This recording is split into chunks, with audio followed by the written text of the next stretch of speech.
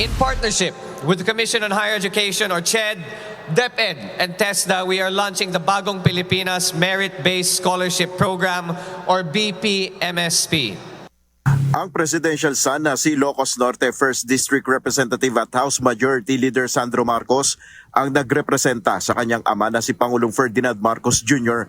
sa paglulunsad ng Bagong Pilipinas Merit-Based Scholarship Program sa Ilocos Norte Centennial Arena sa Lawag City.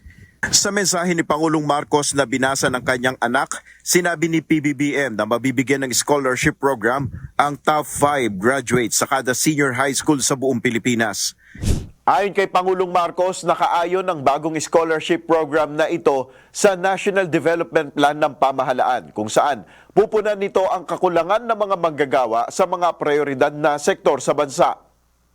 Through this scholarship, the top 5 graduates of each senior high school nationwide will have the opportunity to pursue in any high-performing higher education or technical vocational institution, undergraduate degree, or TVET diploma programs.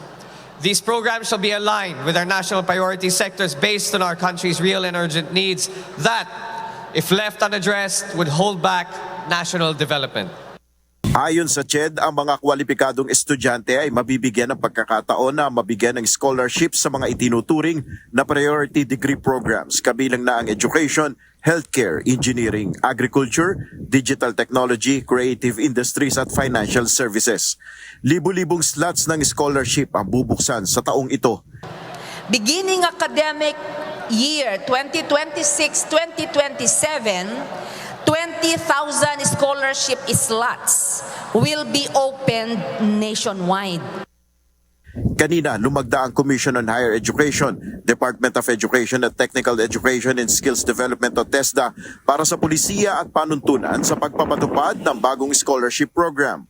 Sa kabila naman ito para sa mga college student na sina Harris at Darren, bukod sa scholarship, mahalaga rin na mapagtuunan ng pansin ng pamahalaan ang mga bagong pasilidad sa mga universidad na malaking tulong para sa kanilang mga pag-aaral.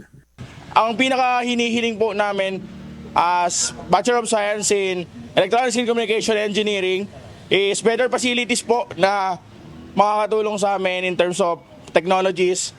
Yung mga makabagong teknolohiya po na magagamit namin in the future po. Based po sa experience namin, ang pinakakailangan talaga namin is yung dagdag na suporta ng government sa lalo na sa mga facilities ng mga public universities and colleges.